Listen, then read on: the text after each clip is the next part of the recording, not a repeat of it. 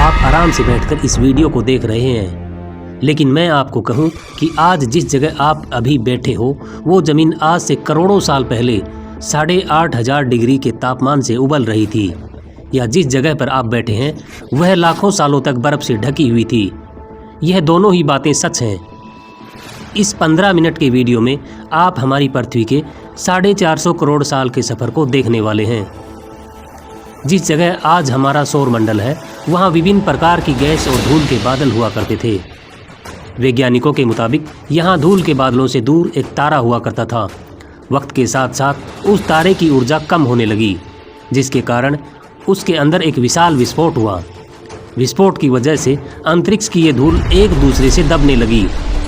इस दौरान बादलों में स्थित धूल के कण दबाव और गर्मी के कारण बड़े उल्कापिंड और पत्थरों में परिवर्तित हो चुके थे, और इसी दबाव की वजह से इन बादलों में स्थित रेडियो एक्टिव पदार्थों ने ग्रेविटी का निर्माण किया। इस ग्रेविटी के कारण बीच में हाइड्रोजन और हीलियम इकट्ठा होने लगे, और बीच के इस भयंकर दबाव के कारण फिर से एक विशाल विस्फोट हुआ, और इस विस्फोट के कारण हमारे सूरज का जन्म हुआ था। अंतरिक्ष में फैले एस्ट्रॉयड यानी क्षुद्र ग्रहों में भारी वजन की वजह से सूरज के करीब आकर सूरज के चारों ओर चक्कर लगाने लगे।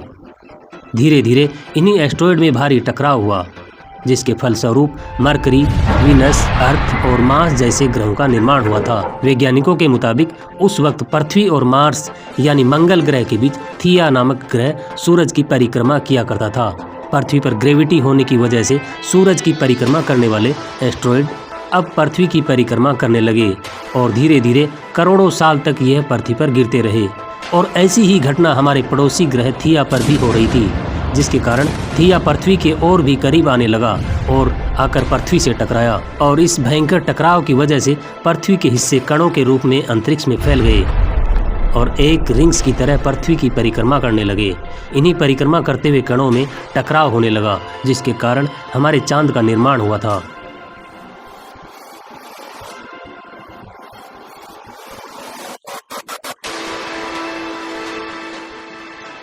उस वक्त पृथ्वी पर सिर्फ एक ही समुद्र हुआ करता था, और वह था 1900 डिग्री सेल्सियस की तापमान पर उबलते हुए लावे का। उबल रही थी वो सारी चीज़ें जो आज आप अलग अलग नाम से जानते हैं। वक्त के साथ साथ पृथ्वी धीरे धीरे ठंडी हो रही थी, जिसके कारण पृथ्वी के भारी तत्व जैसे धातु और रेडियो एक्टिव पदार्थ पृथ्वी के केंद्र में जाकर इकट्ठा हो गए, और हल्के पदार्थ पृथ्वी की सतह पर आ गए। लाखों सालों तक पृथ्वी पर उल्कापिंडों की बरसात हुई, और इन गिरते हुए उल्कापिंडों में जमा था नमक, मिनरल और पानी। करोड़ों सालों तक इन उल्कापिंडों की बरसात होती रही, और धीरे धीरे पृथ्वी की ऊपरी सतह पानी से ठंडी होने लगी। वैज्ञानिकों के मुताबिक यही वह वक्त था जब दूर गहरे पानी के अंदर निकलते ज्वालामुखियों से पहली बार सूक्ष्म जीवों का निर्माण हुआ। लाखों सालों बाद एक ऐसा वक्त आया जब पृथ्वी की ऊपरी सतह पानी से ढक चुकी थी। हमारी पृथ्वी के सबसे अंदर का कोर रेडियो एक्टिव पदार्थ से बने होने की वजह से हरदम गर्म रहता है, लेकिन जब भी पृथ्वी की ऊपरी जमीन ठंडी होती है तब पृथ्वी के अंदर की गर्मी बाहर नहीं निकल पाती, जिसके कारण ज्वालामुखियों का निर्माण होता है। और उस वक्त कुछ ऐसा ही हुआ। पानी से ढकी हुई पृथ्वी पर हजारों की तादाद में ज्वालामुखी निकलने लगे, और आने वाले लाखों सालों तक इन ज्वालामुखियों का निकलना जारी रहा, जिससे पानी के ऊपर जमीन का निर्माण हो रहा था। इस वक्त भी पृथ्वी पर वातावरण न होने की वजह से अंतरिक्ष से उल्कापिंडों की बरसात हो रही थी। आज से लगभग 300 करोड़ साल पहले पृथ्वी पर ऐसा वक्त आया जब पृथ्वी का वातावरण लगभग स्थिर होने लगा था। ज्वालामुखी निकलने धीरे हो गए थे,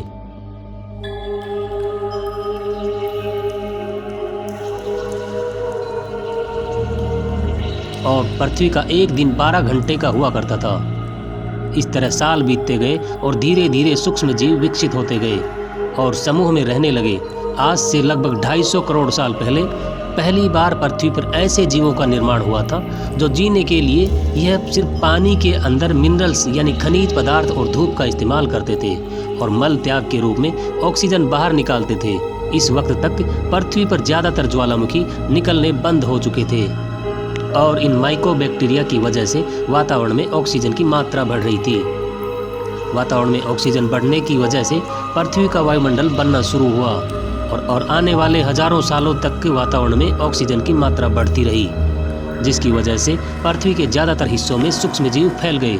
हजारों सालों बाद एक ऐसा वक्त आया जब पृथ्वी में ज़्यादा ऑक्सीजन बढ़ने के कारण ये सूक्ष्म जीव मरने शुरू हो गए। उस वक्त तक पृथ्वी का वातावरण ठंडा होने के साथ साथ ऑक्सीजन से भी भर चुका था, जिसके कारण जमीन और वातावरण में स्थित आयरन यानी लोहे के मिनरल्स पानी में ऑक्सीजन से रिएक्ट होने लगे थे। और एक वक्त ऐसा आया जब पृथ्वी की जमीन आज के मार्स के जैसे लाल हो चुकी थी। वक्त बीतने के साथ साथ धरती की टेक्टोनिक प्लेट्स में दरार आने लगी।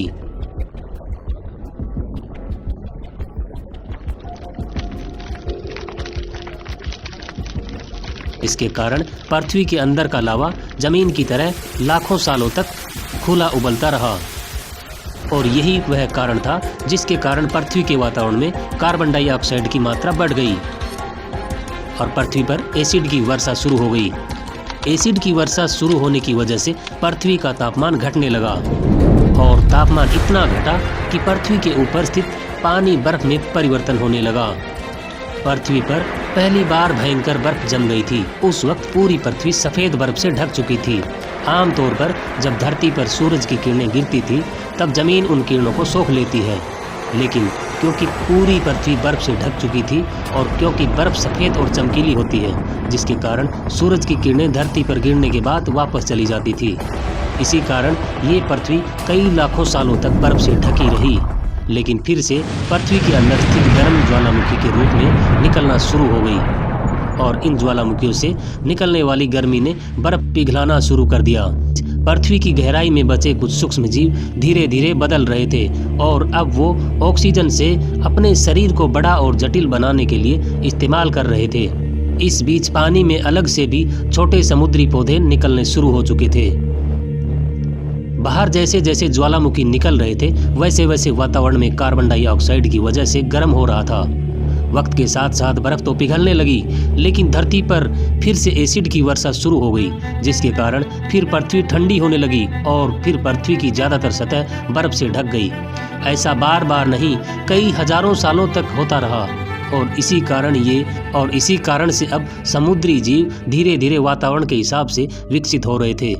इस बीच कई सारे जीव और समुद्री जंगल विलुप्त हो गए, लेकिन जो बच गए वह धीरे धीरे पृथ्वी के बदलते तापमान के हिसाब से ढलते गए और हजारों साल बाद समुद्री पेड़ बर्फ की वजह से पूरी तरह से मरते या सूखते नहीं थे। अब सूक्ष्म जीव समुद्री जीव बन चुके थे। जब फिर से ज्वालामुखियों ने पृथ्वी की बर्फ को पिघलाना शुरू किया, तब यह समुद्री पेड़ जल्दी विकसित होकर फैल गए। धीरे धीरे वातावरण में ऑक्सीजन की मात्रा बढ़ने लगी और पृथ्वी पर होने वाली एसिड की वर्षा कम होने लगी।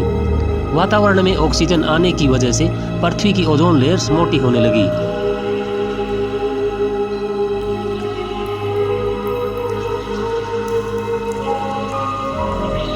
और आज से लगभग 47 करोड़ साल पहले पृथ्वी की ऊपरी सतह पर पहली बार मोसोस नामक प्लांट उगना शुरू हुआ। वक्त के साथ साथ जमीन पर अलग अलग प्रकार के पेड़ पौधे उगना शुरू हुए।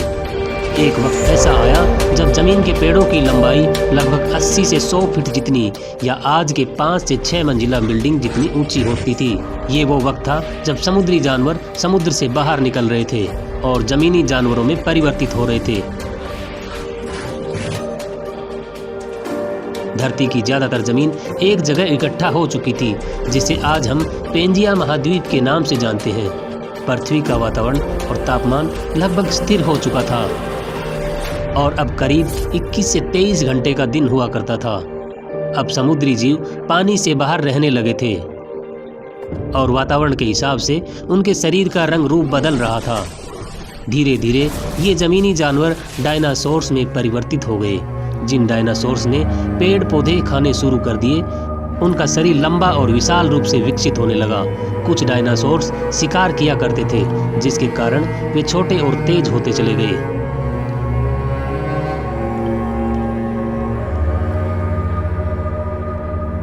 पृथ्वी की ऊपरी जमीन एक जगह इकट्ठी होने के कारण ज्यादातर जमीन रेगिस्तान और बंजर हो चुकी थी। ज्यादातर जंगल समुद्र के किनारे हुआ करते थे, जिसमें डायनासोर्स रहा करते थे।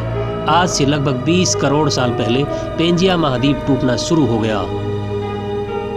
पेंजिया के विभाजित होने की वजह से पृथ्वी की ज्यादातर ऊपरी जमीन पानी के संपर्क में आने लगी, जिसके फलस्वरूप पृथ्वी पर हरियाली बढ़ती गई, जिस वजह से डायनासोर्स और ज्यादा विशाल होते चले गए।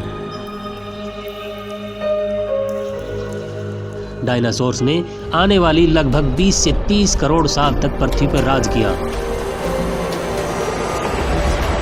उस वक्त डायनासोर्स समुद्र से लेकर जमीन और आसमान तक पूरी पृथ्वी पर राज किया करते थे।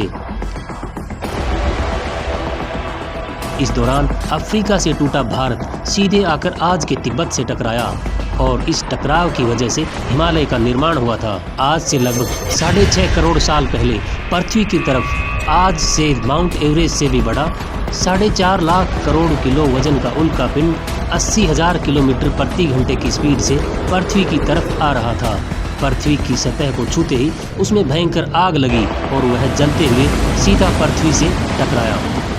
इस टकराव से निकलने वाली ऊर्जा आज के 10 करोड़ परमाणु बम एक साथ फटने के बराबर थी। जहां यह उल्कापिंड गिरा, वहां के जानवर और पेड़ तुरंत भाप बनकर जल गए। गिरते ही पृथ्वी पर पूरी तरह धूल फैलने लगी, समुद्र में भयंकर बाढ़ आने लगी।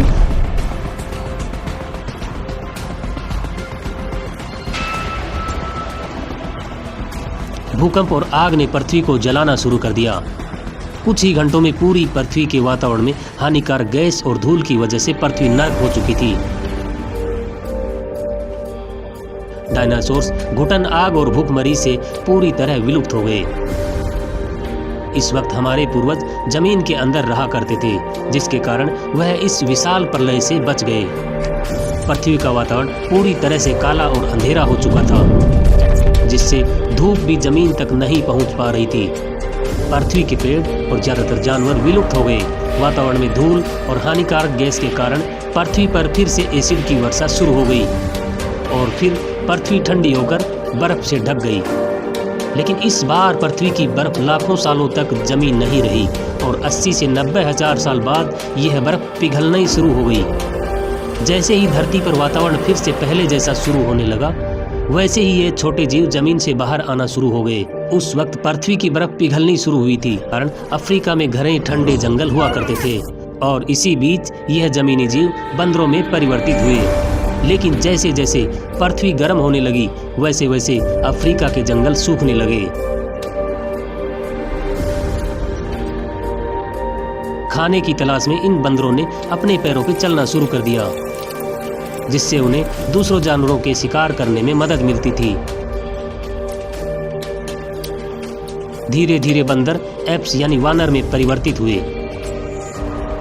खाने की तलाश में ये एप्स पृथ्वी के दूसरे हिस्सों में फैलने लगे और धीरे धीरे उनके शरीर का रंग रूप वहां के मौसम के हिसाब से बदलता गया। वक्त के साथ हम आदिवासी बने।